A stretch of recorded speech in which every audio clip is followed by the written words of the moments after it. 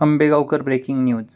मंचर प्रतिनिधी. मंचर येथील बाबा मटन अँड बाबा चिकन शॉपचे उद्योजक शाहरुख बब्बू शरीफ इनामदार यांनी सातारा येथून राजस्थान कोटा जातीचा 1.5 लाख रुपये किमतीचा 155 किलो वजनाचा बोकड बकरीद ईदसाठी कुर्बानीकरिता आणला आहे. याला पाहण्यासाठी मंचर परिसरातील नागरिक कुतूहलाने येत आहे. या बोकडाचे नाव रफ्तार असून हा आकर्षक आणि देखणा असून याची चाल पाहण्याजोगी आहे. याला पाहण्यासाठी मंचर येथील नागरिक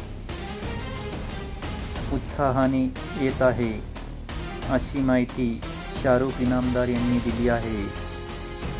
मंचरमध्ये प्रथमच राजस्थान कोटा जातीचा बोकड दाखल झाला आहे.